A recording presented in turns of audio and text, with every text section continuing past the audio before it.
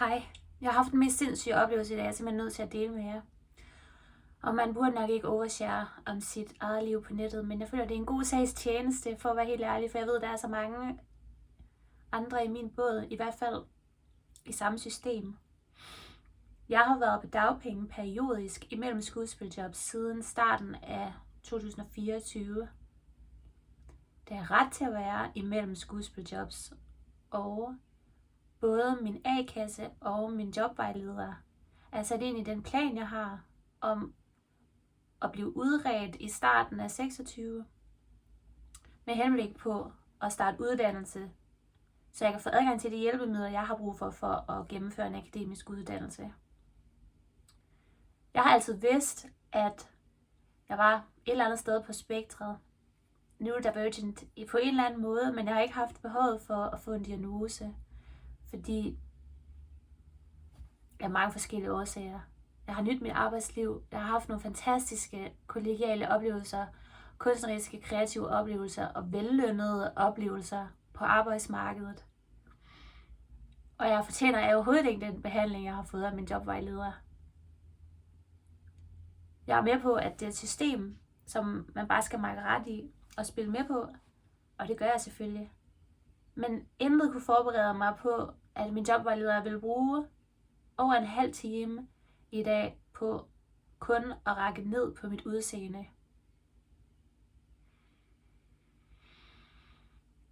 Hun ved, ligesom min A-kasse ved, at jeg har den her plan om at kunne fuldføre en uddannelse, så jeg kan komme ud i et arbejdsmiljø, der er tilpas nørdet, til at jeg har en eller anden forhåbning om, at jeg kan slippe for nogle af de oplevelser, jeg har haft i ufaglærte jobs. Fordi der er et eller andet filter eller et eller andet bar for kvaliteten eller sådan integriteten af dem, der bliver ansat, basically. Og det forklarer altså til en, at det måske det er det, der gør, at jeg ikke er ude i et almindeligt fuldtidsjob lige nu, som jeg heller ikke ville føle behov for, hvis det ikke var fordi, at det ser godt ud på papiret, rent borgerligt, når man skal købe et hus, og når man... Jeg tænker, det vil være smart at tage ansvar for sig selv på den måde, før man for eksempel også får børn. Fordi der har man den der kontakt med systemet, man ikke rigtig kan komme udenom. Og det er jo super vigtigt at gøre sig bevidst og gøre sin familie bevidst om man har en neurotype, der gør, at man har nogle specielle behov på en eller anden måde. Så jeg kommer med den her plan, og jeg har jobs. Jeg har skuespiljobs i år. Jeg har allerede haft 2 forskellige i år, og jeg har et igen her senere på foråret, og alt sammen lønnet arbejde. Og alligevel bruger hun altid i møde til, at du haste indkaldt til dagen før på min e-boks, til simpelthen at forklare mig i detaljer, hvorfor mit udseende er problemer i mit arbejdsliv. Hun siger ordret, at problemet er, at jeg har høje kindben og store bryster. Og det kan man jo ikke lade være med at reagere på. Og så siger hun igen ordret, at det er ligesom, når man ser en lille baby, så har man jo lyst til at bare at tage den op og røre ved den. Sygt creepy kommentar. Så siger hun også, at hun kan jo se, når jeg sidder ude i gangen og bliver kaldt ind til mødet, at mænd reagerer på min tilstedeværelse, og det er jo fordi, de ikke har haft en kæreste særlig lang tid. Så sådan vil de selvfølgelig også reagere ude på arbejdsmarkedet. Jeg havde det her tøj på i dag, præcis som jeg ser ud. Silkeskjorte, løst siddende. Der er ingen synlig talje, du kan ikke se formen på min bagdel. Jeg har løse, lavendelfarvede fløjlsbukser på. Jeg har ikke lange, falske negle. Jeg har ikke lange, falske øjenvipper. Jeg har rent mit hår af mine vilde krøller ud, så glat som jeg kan blive. Jeg kan ikke blive mere neutral end i min fremtoning, end jeg er nu. Jeg har ikke filler, jeg har ikke synlige tatoveringer. Jeg er fuldstændig målløs. Og hun fortsætter så med at sige, at mine øjne også er et problem. ordret et problem, fordi det udsender nogle signaler, der godt kan misforstås. Og det er frustrerende, fordi jeg ved godt, at jeg ikke er i en position til at kunne sige det, fordi jeg er hvid, og jeg er blond. Men det er altså racistisk at tilskrive en person bestemte intentioner og bestemte stemninger på baggrund af deres genetiske sammensætning. Jeg kan ikke gøre for, mine øjne ser sådan her ud. Jeg har ikke engang eyeliner på i dag. Jeg er ikke rent genetisk, er jeg dansk, engelsk og russisk. Østeuropæisk. Så om det ikke er upopulært nok i forvejen, så er jeg også en lille smule mellemøstlig sikkert. Jeg ved det ikke med sikkerhed, men jeg ved, at jeg er østeuropæisk, engelsk og dansk. Jeg kan ikke gøre for, at mine øjne ser sådan her ud. Jeg har ikke fået gjort noget for at gøre dem større, eller mere våget, eller et eller andet. Og så siger hun så som det næste punkt, at der også er noget galt med min stemme, fordi den er alt for lys. Og at jeg som skuespiller burde vide, hvordan man kan gøre den dybere og mere jævn for at blive taget seriøst på arbejdsmarkedet. Jeg gør ikke min stemme lysere eller indsmirrende med vilje. Jeg er født med de her stemmebånd. Jeg er sopran i sang. Og hun siger det med min stemme, efter jeg har pointeret, at jeg vælger den her uddannelse og den her måde at have arbejdsliv på, som jeg har i forhold til skuespiljobs. Og så uddannelsesvalget, fordi jeg brænder ud og går ned, når jeg i meget lange perioder skal maskere mig selv så meget, at jeg til sidst ikke kan genkende mig selv i mit eget udtryk. Lige efter jeg har bragt den pointe på banen, at det er noget, jeg slår mig på psykisk i længden, og skulle leve en maskeret tilværelse, hvor man laver fundamentalt om på sig selv, for at kunne passe ind i arbejdsmarkedet.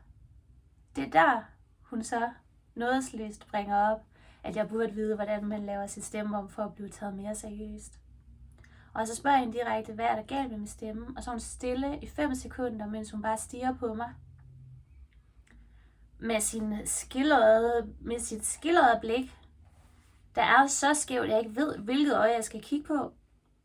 Så hun har absolut ikke noget, jeg skulle have sagt om mit blik. Men jeg holder selvfølgelig min mund, fordi jeg kan ikke finde på at sige sådan noget over for et andet menneske. Nu ved jeg ikke engang, hvor jeg kom fra, for jeg er simpelthen så vred. Og vrede, det er en organisk, primær følelse, der skal have udløb, så man ikke bliver syg. Altså, jeg er ikke ked af det. Jeg er ikke såret. Jeg er vred. Hvorfor skulle jeg tage råd og formaninger fra en kvinde, jeg tjener flere penge end, og hvis liv og job, jeg ikke ønsker mig? Og så siger hun, jeg ved godt, det er svært at tro, men jeg var også engang, jeg var også engang en flot kvinde, så jeg ved godt, hvordan det er. Okay, det er da dejligt. Men jeg har ikke sagt, at jeg følte mig krænket over nogle seksuelle reaktioner fra mænd eller noget. Jeg har bare oplevet intens mobning på arbejdspladsen.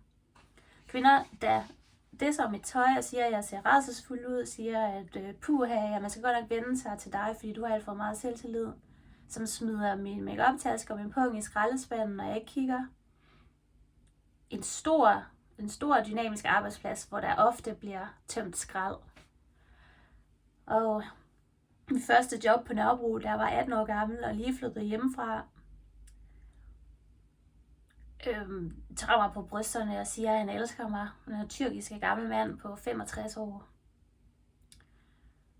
Og bare mærkeligt creepy kolleger, der er fuldstændig besat af at udspørge om ens privatliv. Og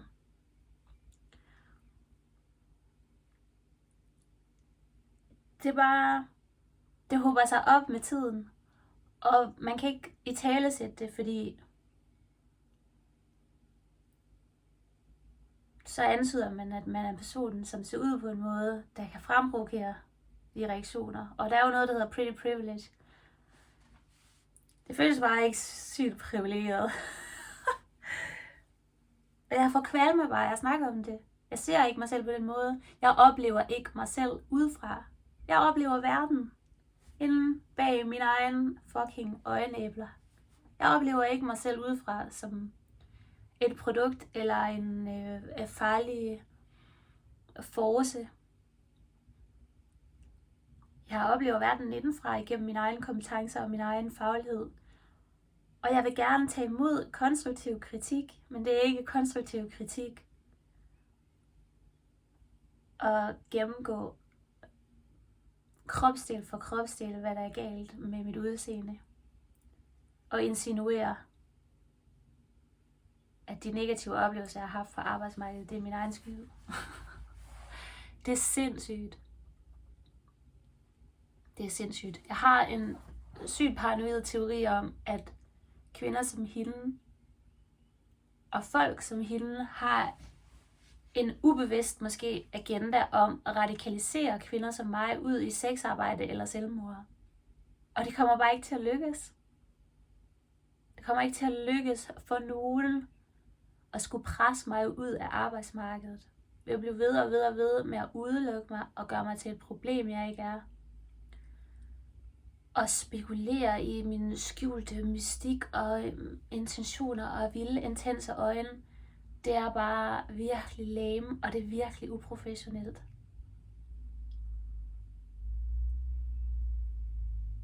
Jamen, jeg har så mange oplevelser, at jeg kunne skrive en bog om det. Men det er jo også ved. Instruktører, der finder på fake manuskripter, bare for at få en ud at spise og prøve at gøre det til en date. Og som så bagtaler en totalt meget, når man ikke hopper på det.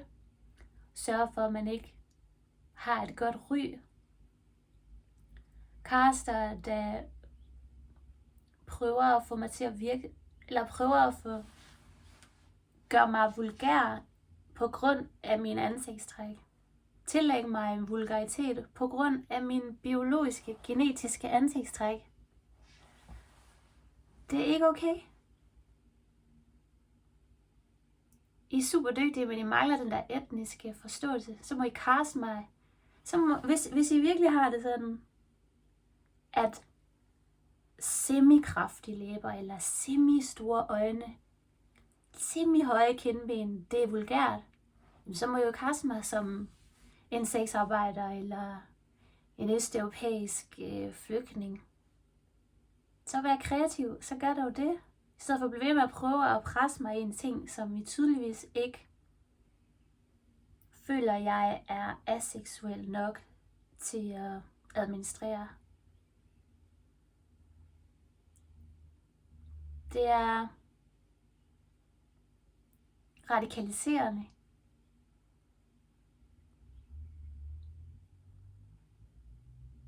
Og det er ikke okay. Det er det ikke. Do better.